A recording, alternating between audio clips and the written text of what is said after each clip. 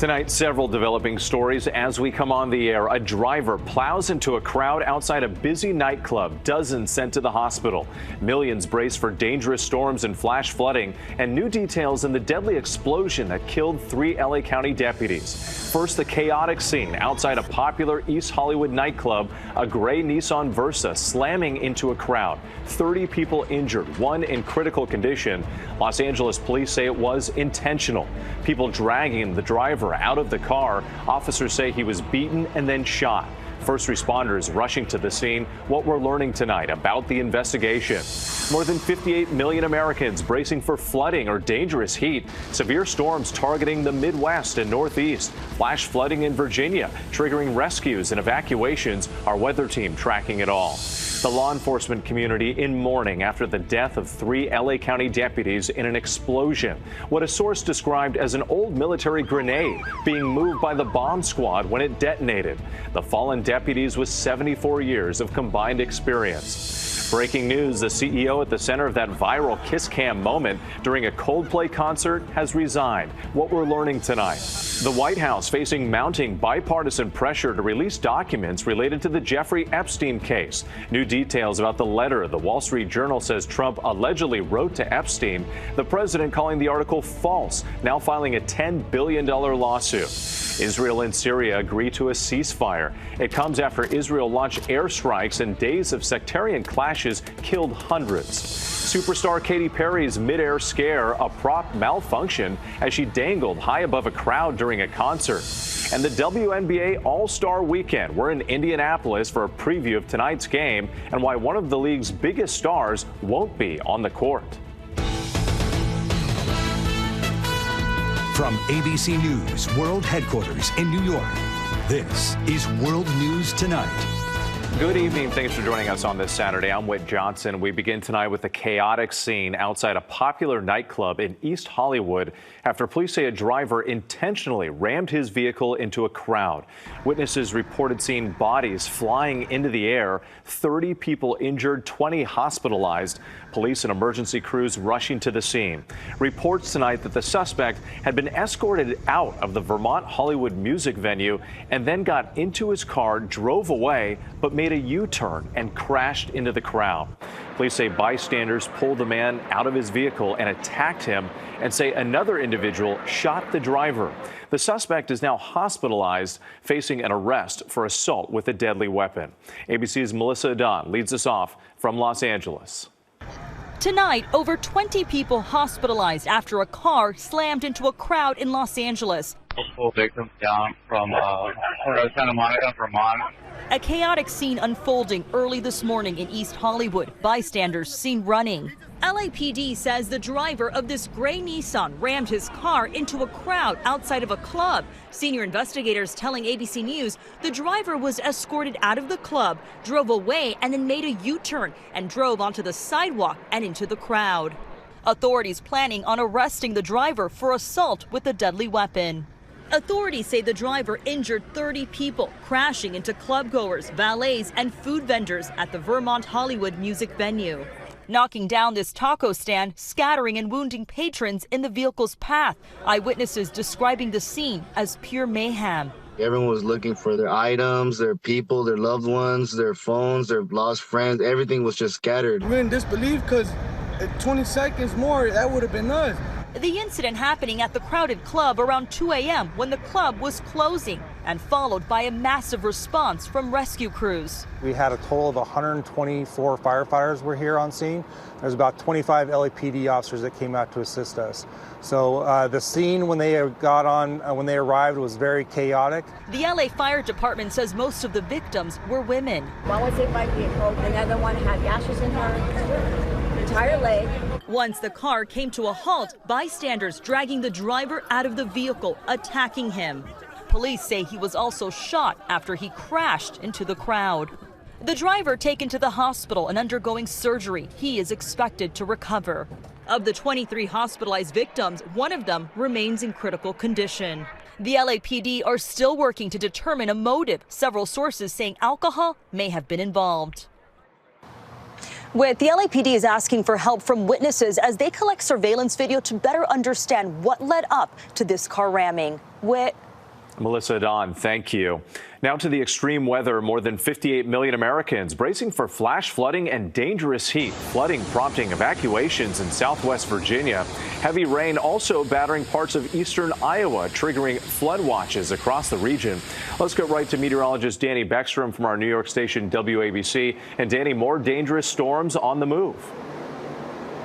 Yes, let's start with those severe thunderstorms firing up as we speak. Right now, a tornado watch in effect in Nebraska until 11 p.m. local time, and a severe thunderstorm watch for a portion of North Carolina, Virginia, and Maryland until 10 p.m.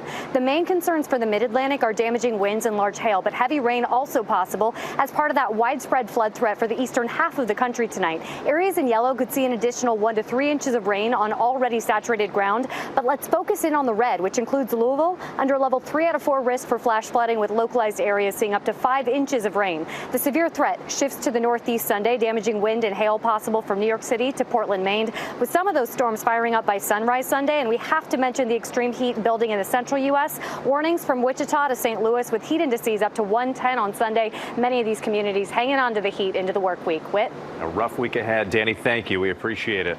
Now to that deadly explosion that killed 3 Los Angeles County Sheriff's deputies, described as the best of the best. Why investigators are now focusing on an old military grenade found at an apartment complex the day before the blast. Here's ABC's Alex Stone.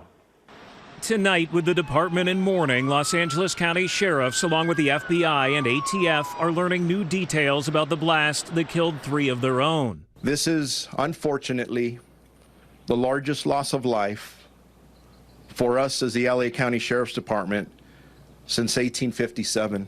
Agents now searching this residence in Santa Monica, where sources say the bomb squad picked up a device on Thursday that they did not believe was capable of exploding. The bomb squad went into the parking garage and recovered several grenades. Well, that device, an old military grenade, according to one law enforcement official, was being moved at bomb squad headquarters in East LA on Friday. There was a blast. It appears LA County Sheriff's deputies from the bomb squad were pulling something on a cart. That's what it looks like to us.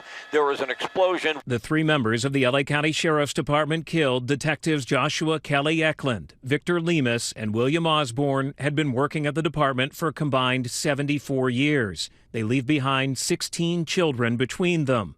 Their bodies moved to the medical examiner's office in a long procession with their colleagues saluting. If you're familiar with our Special Enforcement Bureau, they're the best of the best. And what we're learning tonight, the ATF's elite national response team, expert investigators, have just arrived here in Los Angeles to begin looking into the circumstances that led to this tragedy. Whit? Alex Stone, thank you. Now to Washington and the White House facing mounting bipartisan pressure to release documents related to the Jeffrey Epstein case. We're also learning new details about the letter the Wall Street Journal says Trump allegedly wrote to Epstein. The president saying the letter doesn't exist, now filing a $10 billion defamation lawsuit. Here's ABC's senior White House correspondent, Selina Wang. Tonight, President Trump pushing back, acknowledging his administration's move to unseal grand jury records in the case of convicted sex offender Jeffrey Epstein may never be enough to satisfy his critics. Trump writing on social media, even if the court gave its full and unwavering approval, nothing will be good enough for the troublemakers and radical left lunatics making the request. It will always be more, more, more. But much of the pressure to do more is coming from some of the president's longtime supporters. I want every email from Epstein. Why not? Why not? Oh, it might embarrass people. I don't care. Don't care. We don't care now anymore. We're done. Releasing the grand jury transcripts could be a long process and would not fulfill his team's campaign promises to release the full FBI files on Epstein. The public is not clamoring for the release of a redacted version of the grand jury transcripts. They're calling for the release of the entire file. Epstein died by suicide in jail in 2019, shortly after his arrest on charges of sex trafficking and sexual abuse. Many of Trump's allies, including his FBI director Kash Patel and his deputy Dan Bongino, pushed Epstein conspiracies for years. I don't trust any story they tell me about Jeffrey Epstein. There is a reason this client list is hidden. Earlier this year, Attorney General Pam Bondi said she had that list. Then just weeks ago, the Justice Department and FBI said the list did not exist and that they would not release any more information about Epstein, sparking outrage from the president's base. Trump gave the order to his Justice Department to release the grand jury transcripts just hours after the Wall Street Journal reported on a letter Trump allegedly sent Epstein for his birthday in 2003. ABC News has not confirmed the existence of the letter. Trump is now filing a $10 billion defamation lawsuit against the paper, including its conservative owner Rupert Murdoch. In the lawsuit, Trump alleges the Journal falsely claimed that he authored, drew, and signed a letter to Epstein containing salacious language within a hand-drawn naked woman, which was created with a heavy marker, and that no authentic letter or drawing exists. Dow Jones, the parent company of the Wall Street Journal, says they are standing by their reporting. But Whit, it's going to be a while until the public sees any new information on this case. Grand jury testimonies are highly protected, and releasing them requires approval from a federal judge. Whit? Selina Wang at the White House, thank you. And tune into This Week tomorrow morning. Martha Raddatz speaks with Republican Congressman Tim Burchett about growing calls on Capitol Hill for the Justice Department to release all of the Jeffrey Epstein case files. We move overseas now to the U.S.-backed ceasefire in Syria. Hundreds are dead after a week of intense gun battles in the streets, and a close call for British broadcasters caught in a clash between fighters. The proposed ceasefire comes after Israel launched several rounds of airstrikes in Damascus. Here's ABC's Patrick Reevell. Chaotic gun battles raging in southern Syria tonight. For days, Arab tribal fighters and Druze militia battling each other in the city of Suwaida. A Sky News crew filming these pictures caught in the fire. This, some of the most dangerous sectarian violence since the fall of the Assad regime last year. Hundreds reported killed. This video circulating online showing piles of bodies in a hospital. Earlier this week, Israel intervened, launching several rounds of airstrikes on Damascus. The bombings captured on live TV. Israel saying it was protecting the Druze and demanding government forces withdraw from the south. But the US rebuking Israel, now backing the Syrian government's efforts to establish a ceasefire. President Trump 2 months ago meeting Syria's new leader Ahmed al-Shara, the US anxious now for the country to stabilize. We've heard tonight from some frightened Druze civilians in Suwaida. They say homes have been burnt and looted. Syria's Interior Ministry tonight says the clashes have now stopped, but this violence underlines how fragile the country still is. Still a volatile situation there. Patrick Reevell, thank you. Back here in the U.S. and breaking news in that kiss cam moment that set off a social media firestorm. Tech executive Andy Byron resigning today as CEO of Astronomer. Byron, reportedly the man in this video, seen embracing a woman during a Coldplay concert near Boston Wednesday. The pair quickly trying to hide. Coldplay frontman Chris Martin reacted, saying they're either having an affair or just very shy. Astronomer saying in a statement its leaders are expected to set the standard in both conduct and accountability. Byron has not commented publicly. Now to a terrifying midair scare for superstar Katy Perry. A giant butterfly prop she was riding in malfunctioned, dropping towards the crowd as she was flying above concert goers in San Francisco. It's just the latest in a series of close calls at big-name shows. Here's ABC's Morgan Norwood. Tonight, a terrifying moment in San Francisco. Pop star Katy Perry performing midair when her giant butterfly prop malfunctions. Watch as it suddenly drops toward the crowd below. Perry briefly stops singing, then steadying herself before continuing on with the song. She came over right in front of us and all of a sudden just dropped. And when that happened, my heart literally sunk because that was not the expectation at all. We were scared for her. We were scared for the fans that were also below her. It's not the first time the singer has suffered a scary malfunction.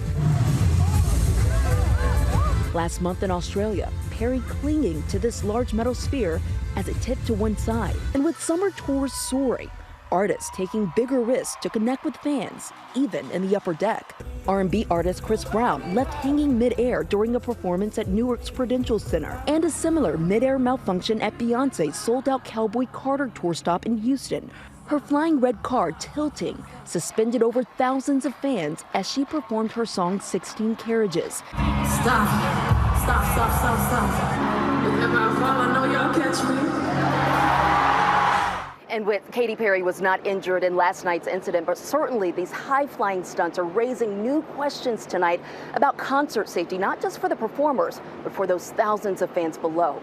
Whit? Morgan Norwood, thank you.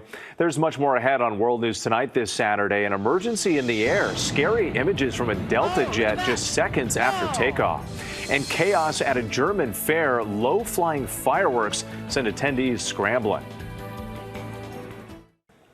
Next tonight, more fallout from an HBCU student's death in an alleged hazing incident. Louisiana Southern University expelling a chapter of Omega Psi Phi fraternity from campus. A disciplinary panel finding the frat responsible in the incident, which led to Caleb Wilson's death. Police say the junior was repeatedly punched in the chest during a February hazing incident. 3 people facing charges now. No comment on the expulsion from the fraternity's national office. And startling video of a fire on a packed airliner. Flames shoot from the left engine of an Atlanta-bound Delta 767. You can see the flames there. The fire happening yesterday, moments after takeoff from LAX. The plane carrying 235 people turned around and made an emergency landing. No injuries reported. Delta saying the engine had an issue. Both the airline and FAA now investigating. When we come back, we head to Indianapolis for a preview of the WNBA All-Star Game. To the index now, and panic in Germany as fireworks go out of control. At least 19 people hurt in Dusseldorf yesterday, 4 seriously. Authorities saying some of the explosives flew too close to the ground. Police say a child was among the injured. The event, the largest fair on Germany's Rhine River. Tonight, the WNBA showing off its best. The annual All-Star Game in Indianapolis, airing live on ABC later tonight. Christian Cordero is at Gainbridge Fieldhouse with a preview. Hey, Christian.